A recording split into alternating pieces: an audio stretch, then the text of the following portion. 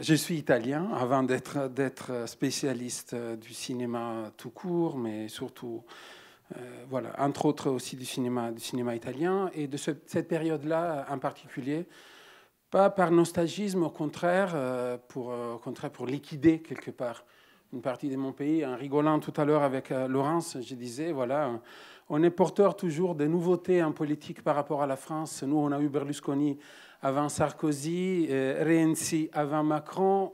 Qu'est-ce qu'on va inventer à l'avenir? Je ne sais pas, mais vous nous copiez beaucoup. Donc ça c'est sûr. Et on a liquidé le Parti communiste avant vous. Donc il y a pas mal de choses. Donc on est cousins, mais... Et malheureusement, nous, on n'a que Nanni Moretti. Vous avez du Godard quand même, qu'il est suisse, mais voilà, adopté. Donc, les corpus du cinéma politique italien. Donc, il y a un malentendu quelque part. Donc, on peut utiliser Godard pour balayer des choses. Il y a le cinéma politique et il y a les cinémas qui sont comment dire, construits avec une pensée politique. Une chose, c'est la première qui ne m'intéresse pas beaucoup. Et il y a plein de réalisateurs qui sont archi connus, canonisés, et qui ont été montrés, en France beaucoup, voilà. Et que, en général, moi, j'aime pas vraiment, genre Francesco Rosi, genre les frères Taviani. Voilà, c'est des réalisateurs d'envergure, comme ça, mais un peu trop classiques. Ils n'ont jamais fait politiquement des films. Ils ont, comment dire, raconté des histoires politiques. Très bien, c'est des grands conteurs comme ça, mais ce n'est pas ça qui m'intéresse de parler aujourd'hui. Ça m'intéresse, comment dire, d'élargir le corpus. Le corpus du cinéma politique italien est très, très vaste. Je ne m'occuperai que du cinéma de fiction. Il y a beaucoup de documentaires, mais en général, le documentaire, à cette époque-là, était vraiment, comment dire, soit était géré par l'unité, les films qui étaient l'unité des productions du Parti communiste, donc c'est des films vraiment très, très, très mauvais, avec une voix off, plomb-plomb, très idéologique, comme ça, ou soit des films militants qui rarement atteignent vraiment le langage cinématographique. Et pourtant, au contraire, dans le cinéma des fictions, qui est très, très... Comment dire, on n'est pas encore en crise du cinéma en Italie. Au contraire, c'est un des pays qui produit le plus au monde à la fin des années 60 et qui exporte beaucoup. Des genres très, très, très populaires comme les spaghetti western, quelque chose qu'on a commencé déjà à appeler à cette époque giallo, donc des films, des thrillers très, très violents, comme ça, ce qui va devenir après Dario Argento, comme ça. Et on est mondialement reconnu par voilà, des réalisateurs comme ça, qui sont toujours à Venise, à Cannes, comme ça. Mais il y a d'autres réalisateurs aussi qui sont soit très, très jeunes, comme Bernardo Bertolucci, avant de devenir, comment dire, un maître reconnu mondialement avec Novecento, comme ça. Il a fait des films très, très, très politiques au début de sa carrière. Et d'autres encore. Donc, mais il y a aussi des artistes, Mario Schifano, et aussi des anthropologues cinéastes, Vittorio De Seta, et un cinéaste que j'aime beaucoup, qui s'appelle Elio Petri, voilà, et qui est beaucoup plus en avant, à mon avis, que Rosi et le frère Taviani, parce qu'il a vraiment créé un univers à lui très cinématographique. Donc, les corpus, c'est vraiment très, très riche. Je peux citer des films dont on ne verra pas des extraits. Donc, Marco Bellocchio, par exemple, avant comment dire, la tournure maoïste, il a fait une comédie magnifique qui s'appelle La Cina è vicina. Après ces 2 années où il était devenu maoïste, il a fait 3 documentaires irrégardables aujourd'hui, vraiment terribles, pour un parti qui s'appelait Servir le peuple. Je vous dis tout. Donc, il a fait un deuxième film en 1971 qui s'appelle Nel nome del padre, qui est un très bon film. Après, il y a des films moins connus, il y a même des spaghetti western très politiques. Sergio Sollima, il a fait un film qui s'appelle Corri uomo corri, qui est un film vraiment... Et, par exemple, même Sergio Leone, Giù la testa, commence avec une citation de Mao. Plus tard, en 73-74, je crois. Et après, voilà, il y a même Valerio Zurlini, qui est un des plus grands réalisateurs italiens. Il a fait un film méconnu, qui n'est pas dans les canonisations de Zurlini, qui est connu pour être le maître du mélodrame moderne. Voilà. Il a fait un film qui s'appelle Seduto alla sua destra, qui est une espèce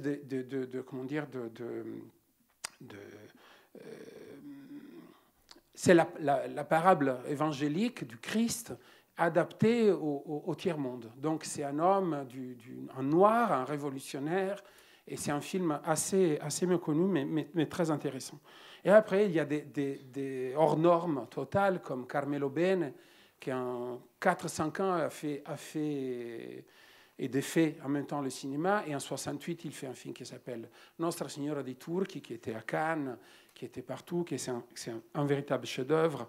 Il y a d'autres films, donc Herman Holm, jeune promesse des années 50, qui fait des films pour la télé à cette époque, entre 67 et 75 à peu près, avant l'Arbre au sabot, il travaille pour la télé, il fait des petits films, mais qui sont très intéressants sur la société, avec un regard très aigu sur la société et la bourgeoisie surtout du nord d'Italie. Il y a même Tinto Brass, avant de faire des films érotiques à partir de la deuxième partie des années 70. Il a fait des films pop, politiques, comme ça. Il était quand même allé à l'école de Joris Ivens et d'Henri Langlois. Donc, il savait qu'est-ce qu'il faisait. Rossellini aussi, qui avait laissé tomber le cinéma pour la télé. Il fait une série qui s'appelle La lutte de l'homme pour sa survivance, où il y a un épisode entièrement dédié à 68 dans le monde entier. Voilà, il y a les élèves de Pasolini. Pasolini, on le touchera, bien sûr, comme voilà, son acteur Sergio Citti, qui exorde en 1970 avec Ostia, qui est un film très pasolinien, mais aussi très artaudien, on pourrait dire. Voilà. Et même Mario Bava, donc le maître du film d'horreur en Italie, avec un film qui s'appelle Reazione a catena, 71. Il termine le film avec 2 enfants qui tuent les parents avec des coups d'armes à feu. Donc c'est très ironique tout ça, mais voilà, c'est un peu une liquidation quelque part par les enfants du monde adulte. Donc ça, c'est vraiment le panorama. On peut dire qu'entre 67 et 72, il y a au moins 50 films très intéressants. Ça n'est plus arrivé dans les cinémas italiens depuis, hein, il faut le dire. Donc, c'est des choses qui touchent à beaucoup de gens très différents. La production, donc il y a de grands bois de productions, mais qui produit aussi des petits films. On verra pour terminer donc un film tout petit de Fellini, produit par la télé, Prova d'orchestre, qui à mon avis c'est un peu le tombeau du cinéma politique italien. On peut commencer avec une autre liquidation, qui est la liquidation du néoréalisme. Donc le néoréalisme est à la fois l'héritage le plus important au niveau cinématographique et éthique du monde cinématographique italien, mais aussi quelque chose qui a empêché beaucoup de choses, qui a pesé lourd à un moment donné comme héritage. Donc, même pour des grands réalisateurs, les films faits avec Bergman aujourd'hui, par Rossellini, sont considérés comme des chefs-d'œuvre. Mais quand ils sont sortis, voilà, on a reproché à Rossellini de ne pas avoir fait des films comme il avait fait pour la trilogie de la guerre. Donc, tous les réalisateurs qui sont sortis du néoréalisme, quelque part, Visconti, voilà, ils se sont retrouvés mal à l'aise. Donc, liquidation du néoréalisme, ça veut dire quoi? Ça veut dire qu'il y a un film, par exemple, qui apparaît en 1968, qui est un tout petit film tourné en 16 mm et qui a eu un grand succès critique. Il y a même une fiche de Pascal Canet écrite pour les cahiers du cinéma qui est très juste, qui s'appelle Fuoco, Feu, de Gian Vittorio Baldi. Gian Vittorio Baldi était un jeune réalisateur qui avait fait beaucoup de courts-métrages documentaires et était quelqu'un, le seul, presque en Italie à cette époque-là, à défendre le cinéma direct. Donc pour lui, être héritier du néoréalisme, c'est le pousser à ses limites linguistiques. Donc la prise de la parole avec l'image, que la caméra avec les sons directs et le Negra branché à la caméra peut consentir à partir de 63-62, finalement, il est le seul réalisateur à utiliser ça. Godard dit dans les histoires du cinéma, voilà, nous avons inventé la réalité quelque part avec le néoréalisme, mais nous avons oublié les sons et la parole. C'est toujours doublé, encore aujourd'hui, en Italie. Donc il y a peu de réalisateurs qui utilisent vraiment le son direct encore aujourd'hui en Italie. Donc Baldi est vraiment un forcené du direct. Pour lui, la parole qui circule dans le plan séquence fait l'événement cinématographique. Et donc, son exorde dans les longs métrages, après, il va travailler comme producteur pour la RAI. Il va produire des chefs-d'œuvre incroyables, comme 4 nuits d'un rêveur de Bresson. Il avait déjà produit Chronique d'Anna Magdalena Bach de Jean-Marie Straub. Et il faut dire qu'à un moment donné, au début des années 70, en Italie, il y a beaucoup de réalisateurs étrangers qui viennent travailler en Italie parce qu'il y a des moyens de production à coût très, comment dire, bas, qui permet, donc, par exemple, il y a Miklos Jancsó qui fait La Pacifista, donc un grand maître du cinéma hongrois. Il y a Glauber Rocha, donc brésilien, qui tourne Claro à Rome. Il y a Godard qui tourne Vent d'Est et après Lotte in Italia. Daniel Huillet et Jean-Marie Straub tournent, avant de s'installer en Italie, ils tournent Othon, donc dans les ruines de temples dans le centre-ville de Rome avec Adriano Pra. Donc, vous voyez, il y a aussi, comment dire, une transfusion d'intelligence dans le panorama du cinéma. Donc, Baldi, je reviens au film, il dit, OK, pour arriver au néoréalisme intégral, il faut intégrer donc son direct. Le film est un film de liquidation totale de plein de choses.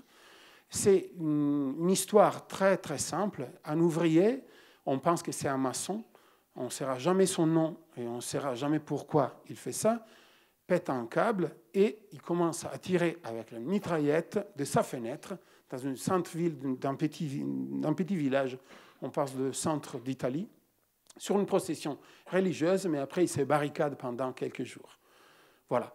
Rien est dit, rien expliqué. C'est un film incroyable. On reste avec lui 3 jours. C'est un exercice de style, mais très, très puissant.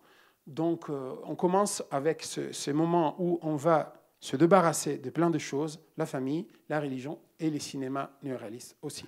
Donc, extrait numéro 1.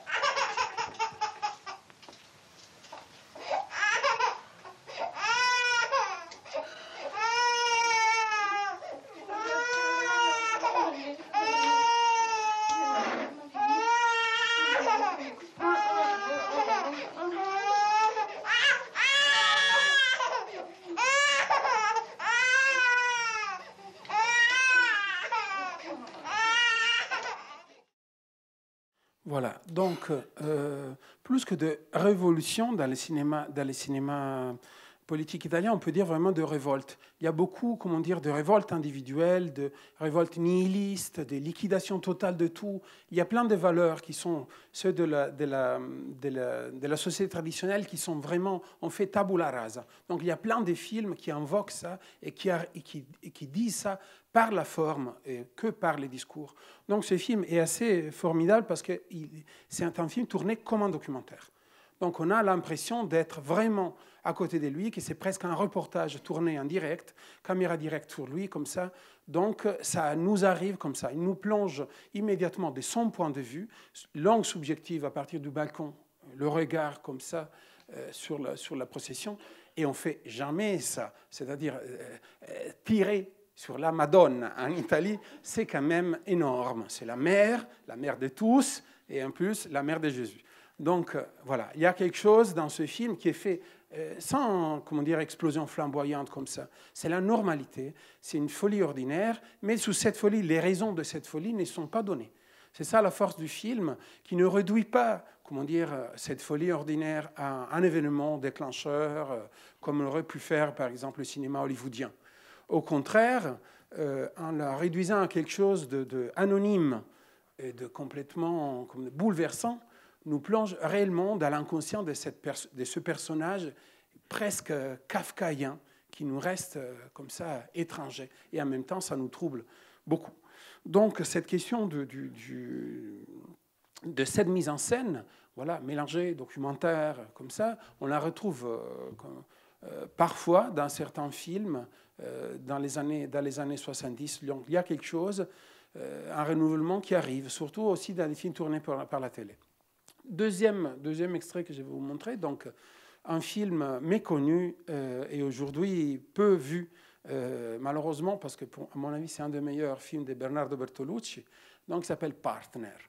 Donc Bertolucci commence très très jeune comme assistant de Pasolini, fils d'un grand poète, et lui aussi très jeune poète. Donc à 18 ans, il tourne son premier film, La Comare Secca, et après, c'est un film sur la mort, très très très pasolinien. Après, il tourne un film magnifique chez lui, un film sur le cinéma, sur la fièvre de la vie, qui est sa génération, qui n'a pas fait la résistance, qui n'a pas fait la guerre, et qui est quelque part encore pris en otage par la société, qui est prima de la Révolution. Et donc, 64, il reste 4 ans sans rien faire. Donc, il est en train d'exploser pour faire quelque chose. Et finalement, il tourne avec un des plus grands acteurs de 68 en général, Pierre Clémenti. Donc, un film qui est un film malade. Lui-même dit que c'est un film malade, c'est un film schizophrène quelque part. C'est un film qui est basé sur le sosie de Dostoïevski, donc sur le double. Et donc, le personnage de Clémenti est dédoublé. Il y a aussi la jeune Stefania Sandrell, il y a aussi une autre immense actrice qui est morte trop jeune, Tina Aumont, j'adore. Voilà. Et c'est un film tourné à Rome sur la contestation, avec quelque part l'emblème de cette contestation par l'image qui est Clémenti, lui-même réalisateur à cette époque à Rome et qui va tomber en prison pour quelques grammes de drogue en prison en Italie, juste après le tournage de ce film. Voilà, donc un film malade, pourquoi? Parce que c'est un film d'un jeune réalisateur qui est complètement bourré de cinéma, qui a envie de faire du cinéma et qui a, comment dire, un surmoi artistique, deux surmois artistiques énormes. D'un côté, il y a le père artistique qui est Pasolini, et de l'autre côté, il y a le père cinématographique qui est Godard.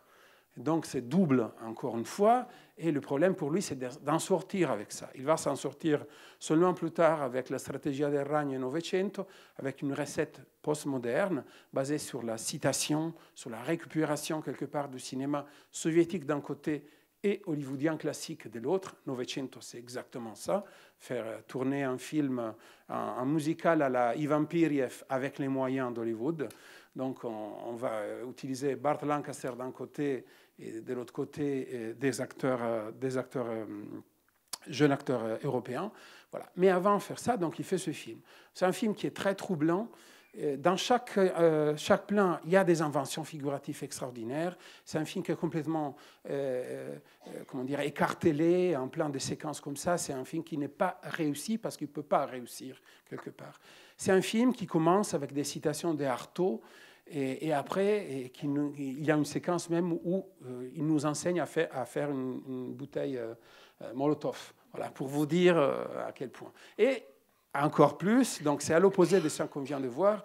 Le film qu'on vient de voir est tourné en 16 mm, peu de moyens comme ça. Donc lui, il tourne en couleur scope. Donc c'est le grand luxe pour faire un film politique tout petit, quelque part.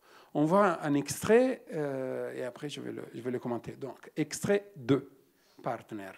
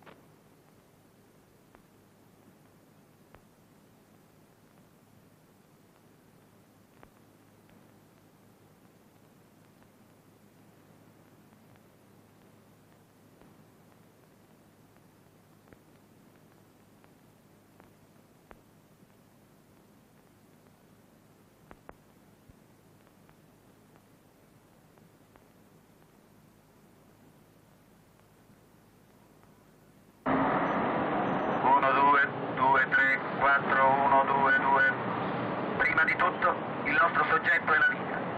Ma se trovate che alla vita manca qualcosa, rubate una macchina da presa e cercate di dare uno stile alla vita. Fate delle lunghe panoramiche sulla vita, in Techniscope e colore se avete le idee larghe. Fate inquadrature fisse sulla morte, in bianco e nero se vi piace Godard prima maniera. Oppure fate film di sovraimpressione. Il cinema fa parte del nostro spettacolo. Il nostro spettacolo fa parte del cinema. Ma cos'è il nostro spettacolo? Mitragliate un uomo, ghigliottinatelo, tagliatelo a pezzettini. Ben presto il suo corpo non sarà più visibile. Voilà, c'est un film malheureusement méconnu parce que c'est un film difficile, âpre, mais vraiment plein d'inventions, plein d'ironie. C'est un film qui, comme tous les cinémas à venir de Bertolucci, est vraiment gavé des cinémas. Vous avez vu Potemkin, mais après il y a Murnau, à un moment donné, Nosferatu qui est cité. Dans chaque plan, il y a des références, des citations. C'est un film qui déborde cinéma, littérature, tout ça, mais aussi, voilà, c'est un film, c'est une expérience cinématographique parce que d'un côté il y a Artaud et de l'autre côté il y a Brecht. Donc on ne peut pas penser des choses plus différentes. Et pourtant, ça tient grâce à la présence aussi de Clémenty, qui est une espèce d'héros tragique, très noir, qui est là. Donc, voilà, ça, Rome, donc, comment on peut faire arriver quelque part dans la ville éternelle la révolution. Voilà, Straub tourne Othon, lui, il tourne ça. Et il y a un autre réalisateur, pour moi, un des plus grands réalisateurs du cinéma italien tout court, qui est Marco Ferreri, qu'on n'a pas cité, mais pour moi, tous les films qu'il fait à cette époque, on pourrait faire un cours seulement sur lui parce que tellement ils sont extraordinaires. Donc, j'ai décidé de ne pas montrer Dillinger è morto. C'est parce que c'est vraiment le film clé pour 68, mais un film moins connu et qui est pourtant essentiel pour comprendre, comment dire, l'univers de Marco Ferreri. Marco Ferreri n'est pas un homme politique, est un homme vraiment du néant. C'est quelqu'un qui voit l'horizon de l'homme comme anéanti par la bombe atomique. C'est quelqu'un qui voit les choses comme un anthropologue et qui voit l'homme comme un singe. Vous vous souviendrez sans doute de plusieurs singes dans les cinémas, soit King Kong, soit Mastroianni, comme ça, soit Depardieu aussi. Donc, voilà, et qui voit l'homme donc degré zéro. Donc réduit à ses besoins essentiels, à ses désirs essentiels, et l'homme, donc l'histoire, comme quelque chose qui est en train de finir. Donc pour lui, l'horizon de l'homme, c'est la destruction absolue. Et on peut que se barrer chez nous, se faire à manger et mourir. Donc c'est ça la grande bouffe. Et c'est ça, tous les films des années 70, mais déjà des années 60, c'est des provocations extrêmes. Donc la femme singe, l'abeille, la reine abeille, donc il y a la pérégine, donc il y a un plan. Donc chaque côté de l'homme est exploré et anéanti. Dans ce film, donc la sémence de l'homme, il sème de l'uomo, c'est le couple, donc l'amour qui est réduit à quelque chose au degré zéro. Donc il y a un acteur jeune, et il y a Anne Wiazemski, qui est déjà, comment dire, avec Godard à cette époque-là. C'est un film donc, il arrive la fin du monde. L'homme n'existe plus sur la Terre. C'est un film presque de science-fiction, sauf une baleine qui, à un moment donné, va arriver sur la plage et mourir. Et voilà, est-ce qu'on fait? On ne fait pas un enfant. Ça, c'est comment dire, le dilemme du film. Mais il y a une séquence extraordinaire, et donc ça nous amène de ce film-là, Rome, à la destruction de Rome. Donc, usage d'archives, reconstruction d'archives, comment dire, des zéros. C'est Mario Vulpiani, qui est un des plus grands chefs opérateurs de l'époque, parce qu'il faut dire aussi que ce cinéma-là est vraiment grand, grâce à beaucoup de techniciens qui sont extraordinaires. Chef opérateur, co-réalisateur, mais aussi voilà, les costumes. Donc, c'est une époque de grandeur à Cinecittà. Donc, dans ce film, on voit l'extrait numéro 3, c'est on regarde la destruction de Rome et de San Pietro.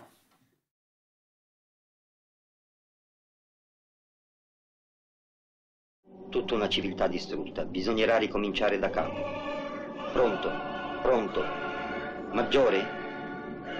ci colleghiamo con la base elicotteri del Comitato Mondiale di Riordinamento per intervistare il maggiore Mario Vulpiani, che ci ha portato un agghiacciante documento su Roma. È l'ultima missione compiuta durante la catastrofe totale. No, non è possibile. Sono riuscito a riportare il filmato per miracolo. Non possiamo più né atterrare né ripartire.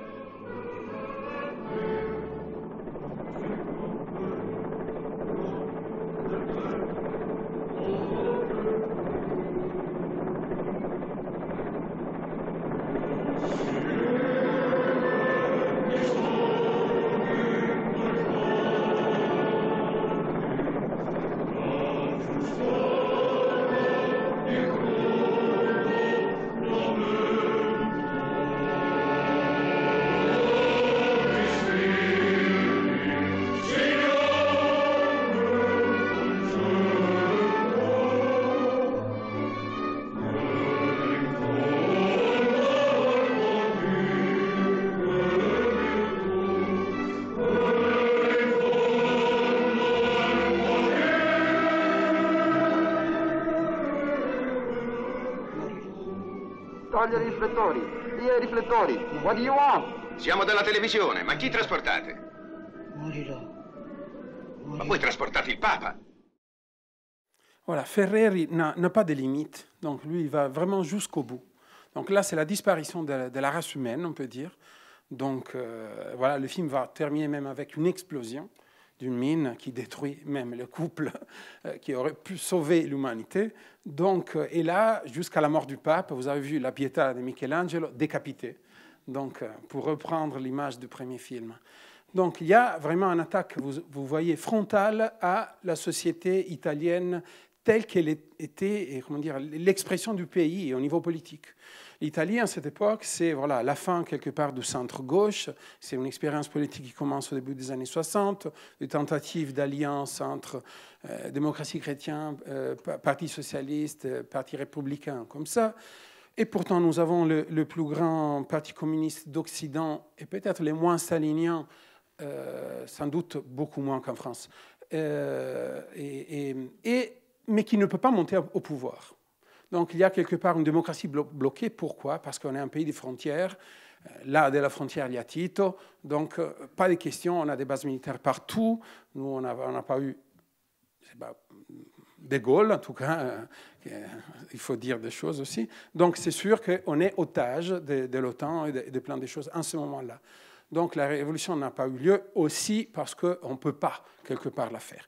Donc la société est bloquée. On est une société en train de vieillir rapidement, et pourtant, il y a une explosion de jeunesse et de tentatives de changer la société qui vont déboucher finalement dans la société, dans le vivant, dans les années 70. Et là, il y aura en quelques années loi sur le divorce, donc, auquel le Parti communiste n'était pas complètement d'accord, hein, il faut dire aussi. Donc, et plein d'autres lois, donc les statuts de travailleurs, l'école qui change, plein de choses qui changent dans la société. Mais à ce moment-là, on est encore comme... Il y a la stratégie de l'attention qui est menée d'un côté par le terrorisme de droite et par l'État et par les services secrets, on peut dire américains aussi. Donc voilà, des tentatives de coup d'État déjà par les militaires au début des années 60. Donc plein de choses. Stratégie d'attention, ça veut dire donc bombes, Milan, Bologne. Donc Milan et Bologne, c'est les extrêmes, 69, 80. Mais au milieu, il y a un plan d'attentat pour faire peur donc aux gens qui manifestent, qui ont envie de changer la chose, de faire bouger cette société. Et donc le cinéma exprime cette révolte nihiliste, c'est quelque part la rage, la colère qui monte à ce niveau-là. Donc, un de personnages clés de la modernité italienne, à partir déjà moitié des années 60, c'est sans doute Pier Paolo Pasolini. Donc, qui est à la fois l'expression de cette modernité, il est un intellectuel hyper médiatisé. Il écrit sur les journaux, il est à la télé, il fait des films, il écrit des romans, voilà. Donc il est hyper médiatisé et à la fois grand critique de la société des médias. C'est un personnage. Donc quand il y a 68, c'est un des premiers à dire mais vous voyez pas que c'est pas les travailleurs, les prolétaires qui sont en révolte, mais qu'en réalité c'est les petits bourgeois et c'est les fils des bourgeois qui font ça. Donc, c'est scandaleux ce qu'il dit, mais c'est aussi sa posture, des prophètes des armées qui va critiquer la société, dont il est pourtant l'expression. Il est à la fois catholique et communiste, donc il a tout, comment dire, les extrêmes de la société sont ancrés sur son corps. Donc, et il fait plein de films. Il fait des films de tous les genres. Et en ce moment-là, il fait 2 films importants. Donc, Teorema en 68 et Porcile en 69, qui c'est comme des parables comment dire, anti-évangéliques sur la fin de quelque chose. Un film contre la bourgeoisie, Teorema, et Porcile, c'est quelque part un film sur la société totalitaire à venir. Donc, c'est un film divisé en deux, un film déjà sadien, qui est déjà salaud quelque part. Donc il y a le nazisme qui est dedans. Donc, mais ce qui m'intéresse de vous montrer, c'est un film moins connu et très très beau, un extrait, qui fait pour un film assez important qui s'appelle Amore e Rabbia. Amore e Rabbia, c'est un film collectif. Donc il y a plein de réalisateurs qui font chacun un court-métrage. Donc il y a Godard, il y a Bellocchio, et il y a Pasolini, bien sûr, et Pasolini, et donc au début, ça devait s'appeler Évangile 70. Donc c'était des parables de l'Évangile adaptées pour le cinéma. Finalement, ça s'appelait Amore e Rabbia, et une parable de la figue, je ne sais pas comment dire en français, le fico fiorone, c'est une parable très complexe. Donc c'est Jésus qui maudit une plante au printemps de figues parce qu'il ne donne pas de figues, qui en réalité devrait être l'allégorie comment dire, de l'innocence, l'innocence qui est coupable. En face de l'horreur du monde, jouer l'âme, la belle âme, comme ça, l'âme comme ça, est coupable. Donc, ce court-métrage c'est une balade dans la ville de Rome, donc on revient de nouveau à Rome, de Ninetto Davoli, qui a avec lui une belle fleur, qui pose des questions naïves aux gens, comme ça. Et en même temps, le film commence à être habité par des images, donc encore des extraits, on reprend le film de Ferreri, qui montre que lui, qu'il est sur les nuages avec, comment dire, la tête dans le paradis quelque part, il va payer cette innocence. Et à la fin, Dieu lui-même, on entend sa voix, avec la foudre, il le tue. Donc on ne peut pas se permettre d'être innocent dans une société qui ne l'est pas et qui est traversée par la violence. Voilà. Donc je vous montre presque le début. Le film dure 10 minutes, on en regarde 3-4. Donc extrait numéro 4.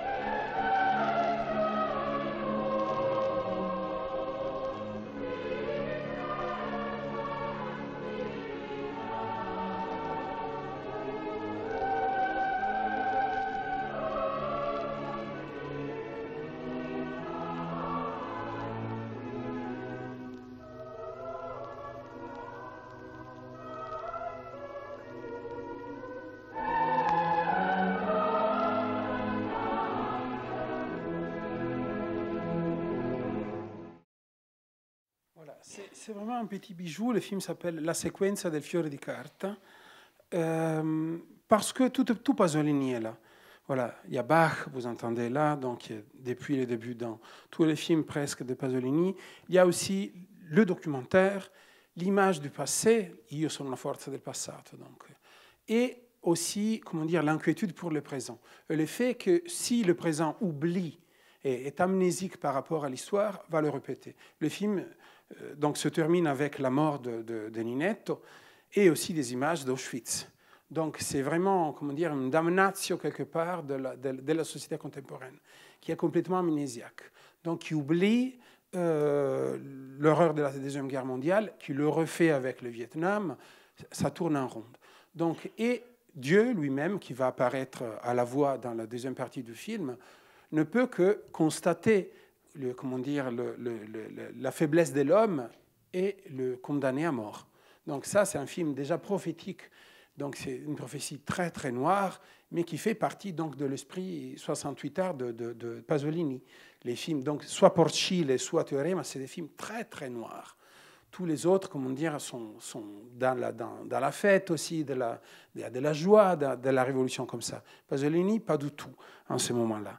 Donc, je crois que je vais sauter l'extrait numéro 5, mais je vais passer à un autre extrait vraiment fondamental. Donc, qu'est-ce qu'il fait un des plus grands maîtres du cinéma des années 50 et 60, couronné dans le monde entier comme le grand moteur du cinéma moderne, Michelangelo Antonioni, en ce moment. Il fait un film de l'autre côté de l'océan, et il fait un film qui est très mal vieilli sur plein de points, mais qui pourtant a une séquence qui restera, à mon avis, comme immense figuration de ce que c'est l'explosion révolutionnaire, quelque part, et la destruction de la société de consommation jusqu'au bout. Et donc, Zabriskie Point.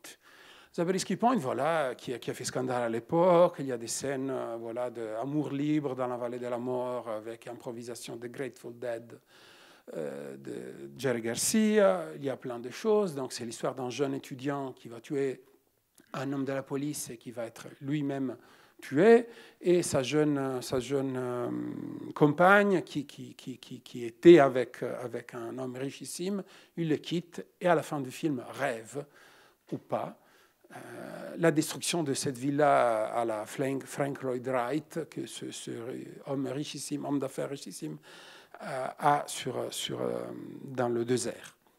Donc c'est une séquence qui ouvre vraiment la modernité. Pourquoi? Parce que là, on est vraiment dans un cinéma avec beaucoup de moyens, donc avec des technologies hyper modernes.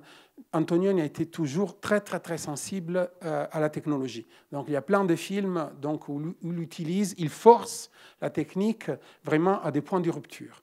Et là, par exemple, il tourne des images avec des caméras à haute vitesse et des images qui sont inoubliables. Si vous ne l'avez jamais vu, voilà, il faut au moins le voir une fois dans la vie, Zabriskie Point, au cinéma. Donc là, je vous montre cet extrait qui dure 5 minutes, et c'est quelque part encore très puissant comme moment vraiment de tabula rasa de ce qu'on vit dans les supermarchés qui sont nos vies. Extrait numéro 6.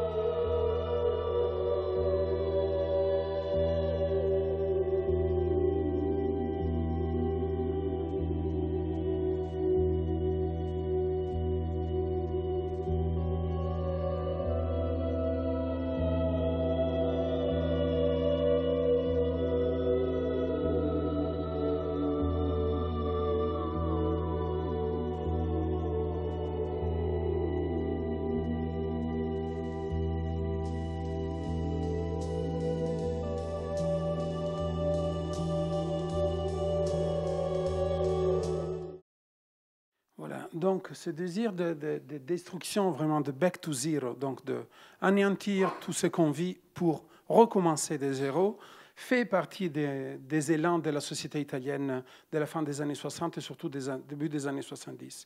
Donc il y a beaucoup de mouvements politiques qui sont incarnés, voilà, qui sont vivants dans la société italienne, qui sont en dehors du parlementarisme classique. Donc il y a lotta continua, et il y a aussi une vague qui va malheureusement terminer dans la lutte armée, bien sûr, la lutte armée la plus, avec l'ampleur la plus vaste de tout l'Occident européen. Qui soit d'extrême droite, qui soit d'extrême gauche. Voilà. Donc, c'est quelque chose qui traverse la société. Mais il y a aussi, donc pour ne pas vous montrer que la pars destruens, il y a aussi une pars construens. Il y a des gens qui croient au changement réel, pas que détruire, mais aussi construire. Donc, un de ce grand, maître, quelque part, d'une nouvelle société, d'un nouveau cinéma aussi, c'est Vittorio De Seta. Vittorio De Seta, c'est un réalisateur extraordinaire, un homme solitaire qui a fait une dizaine de courts-métrages d'anthropologie entre la Sicile, la Calabre et la Sardaigne à la fin des années 50, tout seul, avec une caméra scope en couleur, avec du son presque direct, on dirait, et qui s'appelle Les Mondes Perdus, cette série de 10 films. Et après, il a fait un premier long-métrage qui était à Venise, tourné en Sardaigne, et 2 autres films de crise très profonde, crise psychique qui lui traversait à la fin des années 60, L'invité et Un homme à moitié, avec Jacques Perrin, qui est comme son alter ego. C'est des films un peu oubliés aujourd'hui, mais très, très intéressants. Et à un moment donné, au début des années 70, il tombe sur un livre, qui est un livre d'un jeune maître d'école, instituteur de la banlieue de Rome, et qui a écrit son journal, qui a été publié d'une année dans la banlieue de Rome. Comment réinventer l'école nouvelle, soit sur la base de Freinet, mais aussi Montessori, comme ça, et raconter tout ça, et aussi le face-à-face avec des institutions qui sont sourdes par rapport au changement. Et donc, lui, il lit ce livre et il décide de l'adapter. Et il se rend compte qu'on ne peut pas adapter la vie au cinéma, quelque part. Donc, il invente une école qui n'existe pas quelque part, où il y a des tentatives un peu partout en Italie. Donc il bricole des idées d'une école nouvelle. Il demande à un acteur du théâtre, mais aussi du cinéma très jeune à l'époque, Cirino s'appelait, Bruno Cirino, de jouer les rôles du maître. Et les enfants, c'est les enfants de l'école.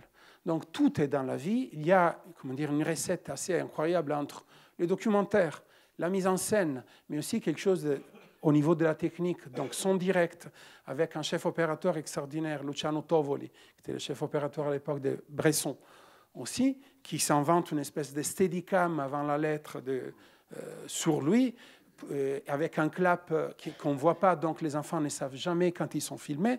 Comme ça, on évite l'effet petite star sur les étoiles. Donc, et pendant 4 mois, il filme cette école.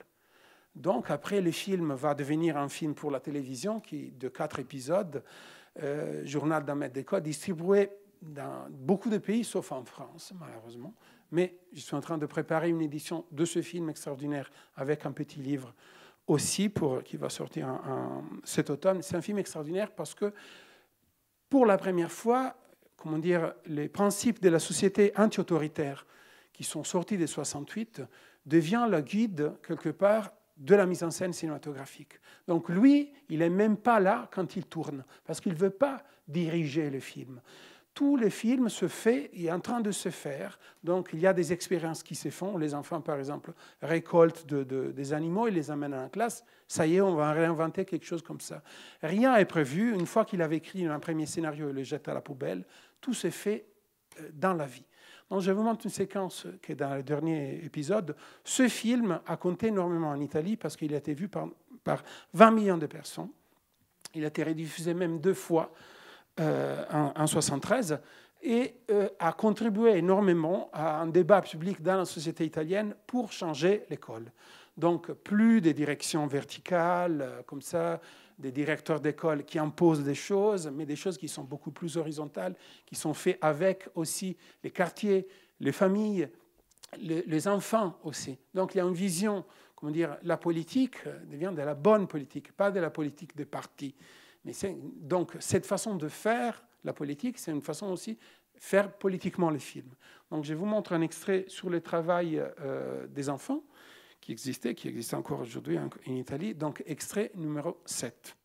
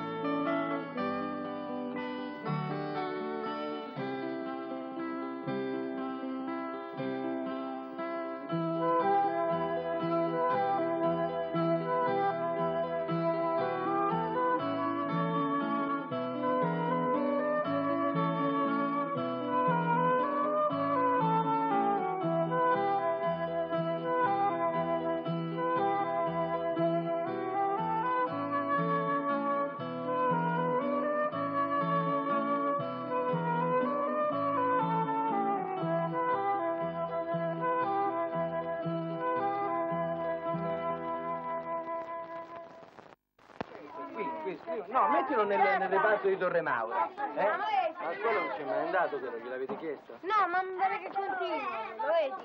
Prima elementare e continua. Ah, Sergio, questo non è da San Basilio. Ragazzi, Questo non è da San Basilio. questa prima divisione che voi avete fatto per quartiere già ci può portare a qualche considerazione. Vedete per esempio che alla Torraccia ci sono molti ragazzi che lavorano e diciamo che la popolazione della Torraccia quant'è? 500 persone approssimativamente, no? Mentre qui al Tiburtino e al Monte Pecoraro, dove la popolazione è molto più numerosa, non so, 5-6 mila persone, ci sono meno ragazzi che lavorano. Questo che cosa vi fa pensare, questa prima divisione? Perché quelli abitano nelle baracche e non hanno possibilità... Dove c'è più bisogno di lavorare perché sono più poveri. Voilà, les seuls, comment dire, acteurs professionnels du film, c'est donc le directeur, ses collègues et l'instituteur. Donc le film, vous avez vu, est d'une extrême liberté formelle. Donc De Seta, qui était pourtant un grand formaliste dans ses autres films, là, il renonce complètement à la belles images comme ça pour rester dans la vie. Donc c'est un film d'une modernité incroyable, vu aujourd'hui, où, comment dire, le cinéma documentaire va vers ce mélange de fiction documentaire comme ça. Là, on était déjà dedans. Donc, avec une intensité aussi politique, humaine, très émouvant. Donc, il y a quelque chose c'est comme si De Seta, quelque part, à ce moment-là, était l'envers de Pasolini. Donc, Pasolini, il voyait que finalement, ces ragazzi di vita étaient devenus pour lui des monstres, des jeunes néofascistes. Au contraire, De Seta donne de la confiance à cette jeunesse de banlieue qui voit comme pas un révolte contre la société, mais en tout cas, il y a quelque chose. C'est les enfants des immigrés du Sud qui sont partis dans les années 50, 60, comme ça. Et l'immigration, c'est un thème clé de la société italienne des années 60 et 70. Donc avec les grandes usines du Nord, du centre-Nord comme ça, et aussi les cathédrales dans les déserts dans les Sud, Taranto, Bari, Napoli, voilà, et Gela. Donc, et en même temps, voilà, une société qui est bloquée culturellement. Donc ce film est en train de montrer quelque chose un laboratoire, quelque part, humain et éthique qui est en train de se faire. Voilà, c'est un film pour moi très, très, très important.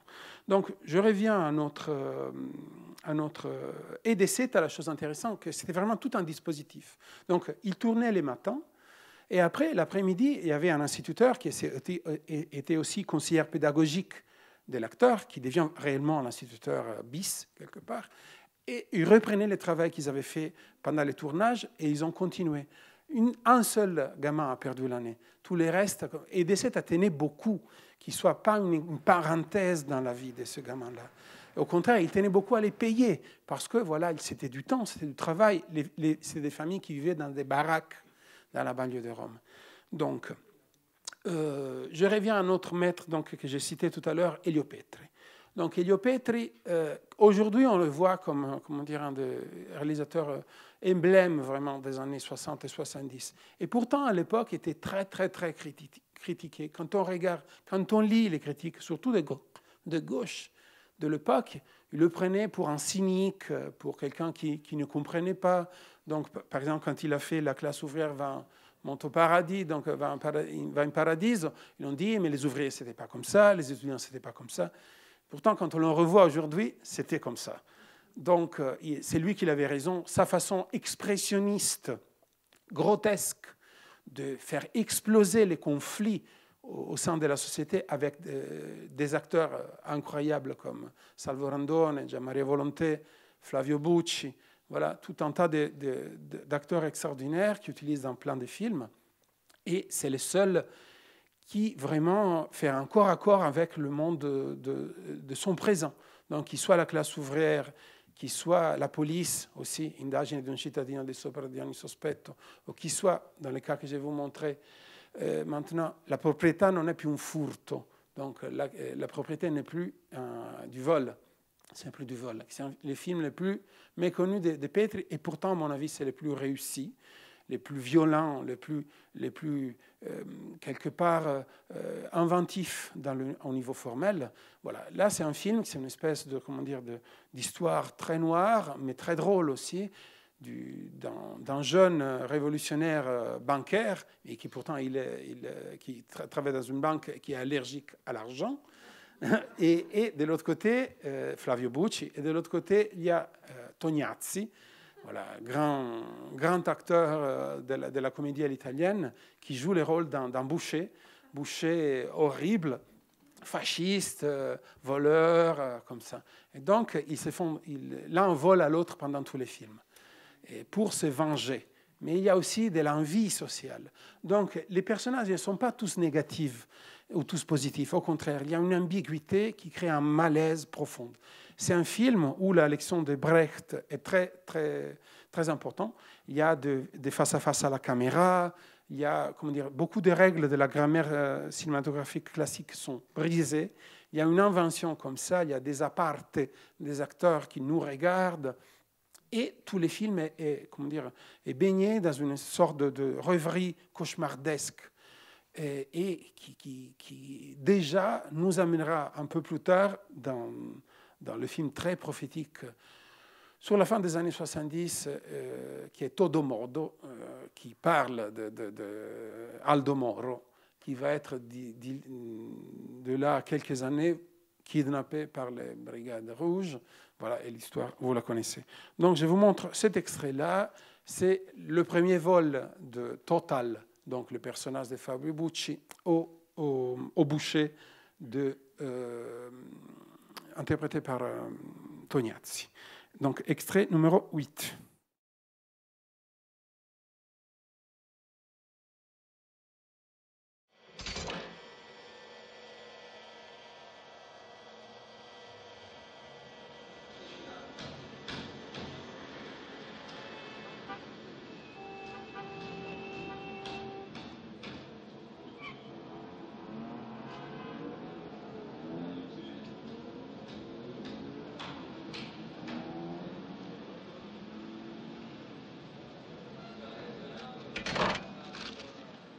$1,2 chili. Per cortesia, potrebbe ripesarmi qua la carne? E perché? Perché io ho letto 1,80 kg e non 1,2 kg. Io non la ripeso. Se la vo, so 3.800. Se deve fidare. Ma perché? So 3 mattine che io la controllo. E lei non dà mai alla bilancia il tempo di fermarsi.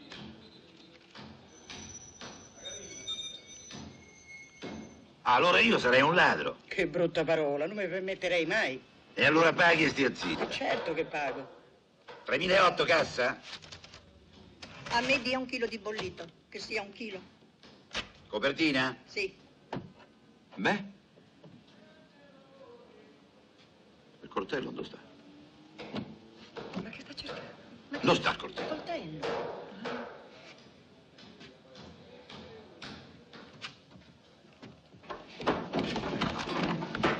Il coltello no.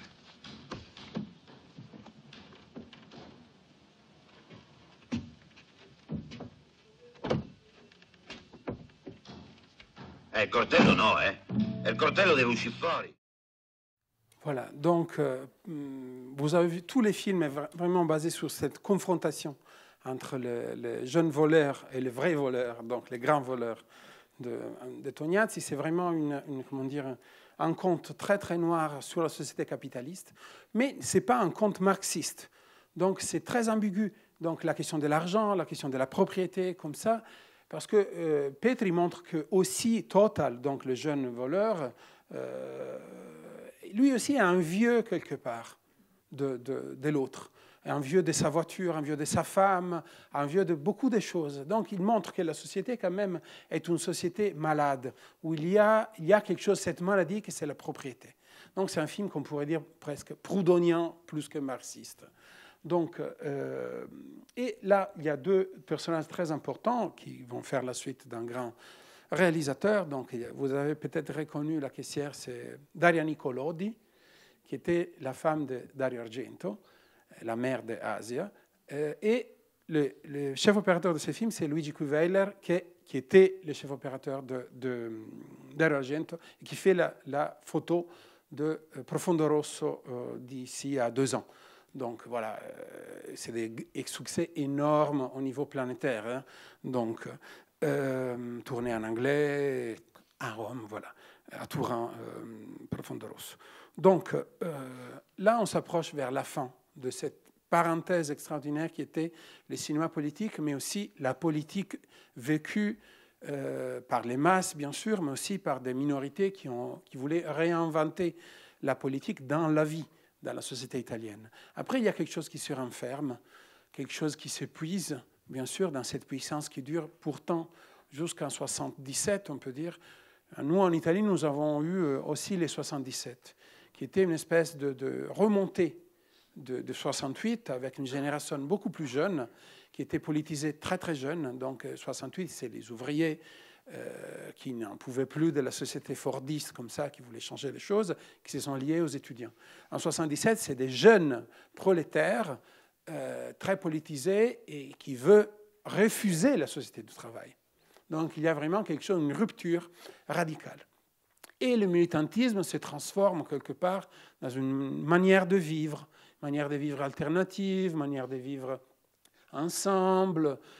Les fêtes on dit fête de l'humain en Italie, en France, fête de l'unità en Italie. Donc il y a quelque chose, les cercles du parti, l'Arci. Donc il y a plein de choses sur lesquelles va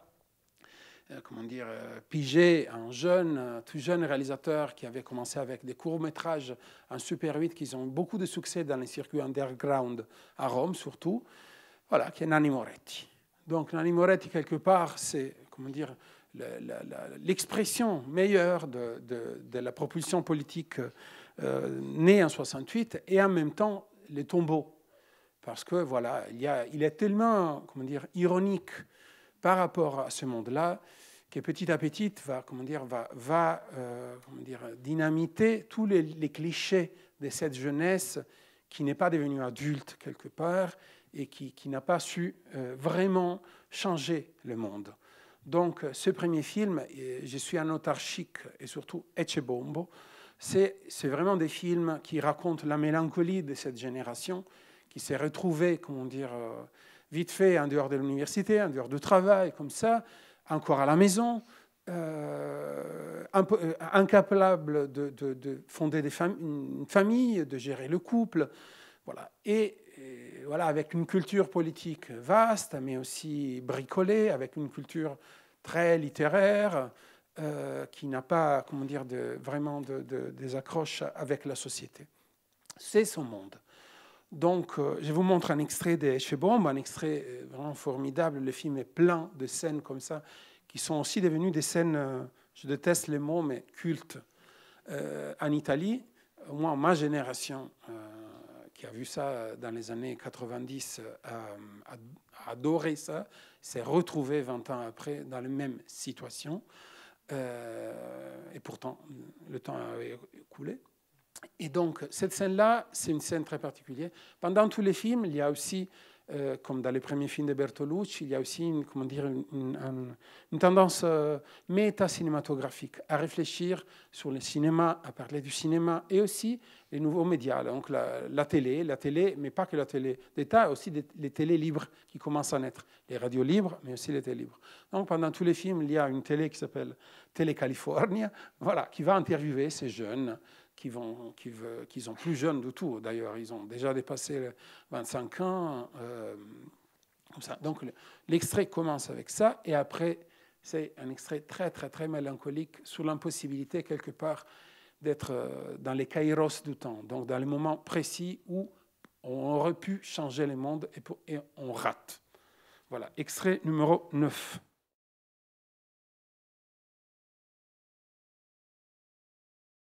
Dovevo nascere 100 anni fa, nel 1848, le barricate a Lipsia. A 22 anni avevo già fatto la Comune di Parigi. Adesso impiegato parastatale, con tutti i colleghi che passano tutte le ferie a seguire tutti i festival dell'Unità, con i balletti della Moldavia e con le cioce importate dall'Ungheria.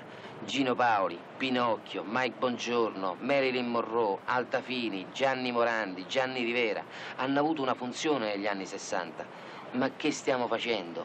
Ma che sta succedendo? Ma quando vedremo il sole? Sto male, c'ho pure freddo.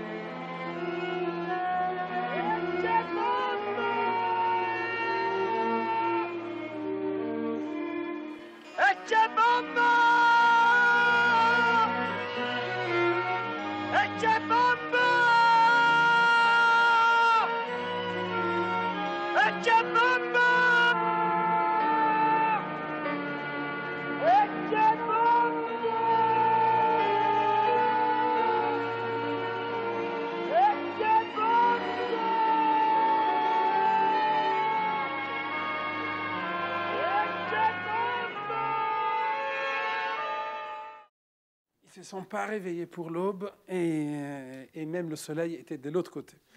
Donc, ils ratent tout. Donc, le personnage du perdant gentil, mais et très mélancolique de Michele, c'est un personnage donc, de Nanni Moretti qui va traverser tous les années 80. Donc, c'est un personnage qu'on retrouve après dans Palombella Rossa, Bianca, tous ces premiers films qui sont des films encore aujourd'hui formidables.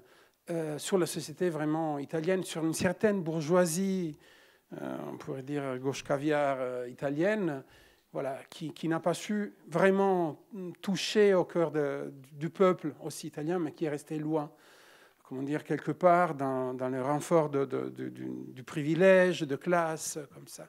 Mais aussi très autocritique et très ironique. C'est ça qui sauve vraiment ce projet aussi. Et c'est une société, c'est, comment dire, un cinéma qui prend face à face le cinéma italien. Il y a une scène dans ce film qui dit « On n'est pas dans un film d'Alberto Sordi ». Donc c'est une critique radicale de la comédie à l'italienne classique, vue comme un paravent qui a permis l'horreur de bourreaux ordinaires de la société, des monstres.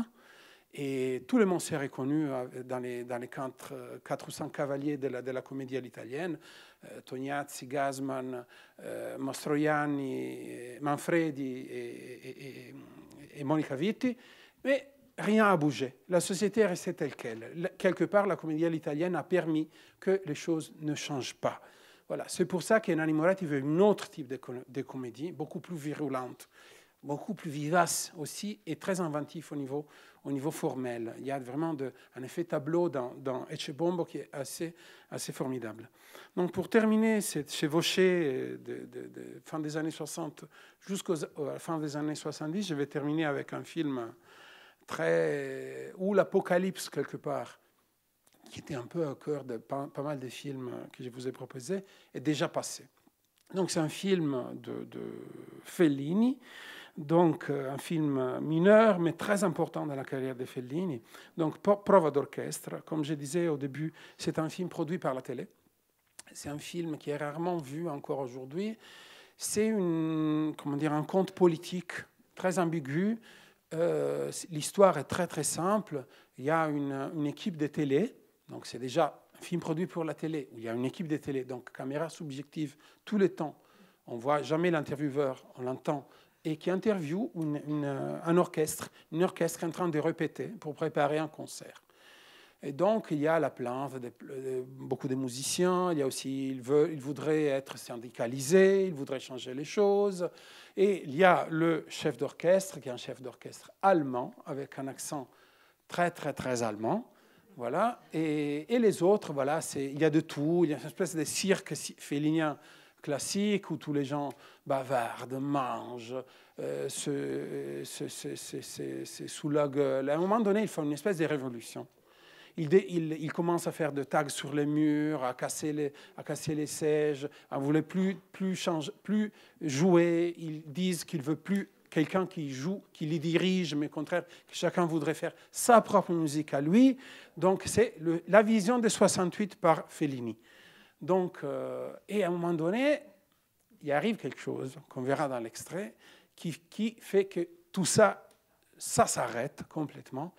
Et c'est une prévision quelque part, c'est un film de prophétie qui a été attaqué par la gauche à l'époque, mais à mon avis très maladroitement, parce que malheureusement, ce qu'après on a vu dans les années 90 et 2000, c'est un peu ça. Donc voilà, c'est toujours dans l'excès, dans le cirque. Nino Rota est hommagé, parce qu'il va faire, comment dire, ils sont en train de jouer une pièce de Nino Rota et il est mort juste à la fin du tournage. Le film lui est dédicacé. Voilà, prova d'orchestre, dernier extrait 10.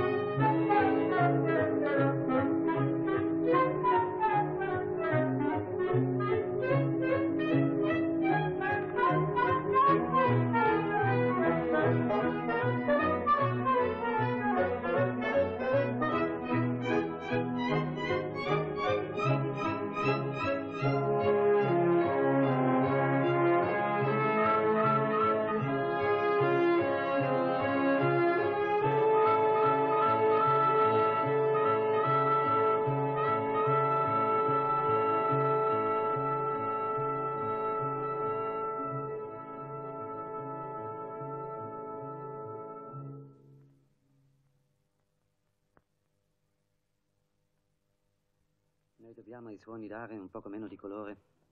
Forse è bene ricordare che il rumore non è musica. Non è tram in curva. Io ho sentito suoni di patelle e fischi. Dove siamo noi qua? Sopra di un campo di calcio? Credete che io sono forse arbitro? E poi, Tony, dove siete? Cosa fate voi? Che succede ai vostri piccoli polmoni? Dove è andato il vostro fiato? Tutto per tutte in stupide chiacchiere! Con forza a soffiare! Mit Kraft! Diese Trompeten müssen die Toten aufwecken! Voilà, donc ce film, qui est un film qui fait de l'ambiguïté sa clé de lecture, donc qu'est-ce que c'est? C'est un éloge de l'autoritarisme en face du chaos anarchique comme ça, ou pas? Qu'est-ce que c'est? À un moment donné, donc c'est l'art en face de la destruction, qui c'est le seul moyen de survivre. Comment un artiste peut, comment dire, gérer son chaos intérieur pour en produire l'art dans une société qui explose? Il y a plein de questions qui sont là-dedans, que Fellini, justement, ne résout pas. Et au contraire, voilà, cette espèce de grand final goebbelsien, hitlérien, qui tourne en dérision aussi. Tout ça. Et en même temps, c'est un constat très dur, parce que, voilà, il y a au même moment, il y a Enrico Berlinguer qui décide de faire l'appui à l'extérieur de la démocratie chrétienne parce qu'il a eu les coups d'État au Chili. Donc, le Parti communiste, qui en 1974 touche aux 34, presque 40 dans certaines régions de pourcentage, voilà, se sent responsable et ils ont peur que réellement les Américains font un coup d'État en Italie. c'est sûr. Donc, à un moment donné, il y a cette volonté. Voilà. Il y a l'affaire Moro, bien sûr, avec kidnappage après assassinat de Moro. Donc, et là, les espoirs, quelque part, révolutionnaires de la société sont fermés. Il y a l'état d'urgence qui est déclaré, bien sûr, la legge reale, et des extrémistes de tous les côtés, mais voilà, beaucoup d'extrémistes d'extrême droite qui font des attentats, voilà. Les brigades rouges qui commencent à lever la tête, à faire de conneries terribles, malheureusement. C'est le tombeau aussi de la gauche, ça.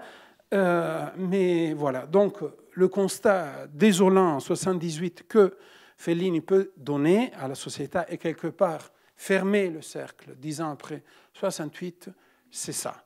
Et avec ça, je termine moi aussi.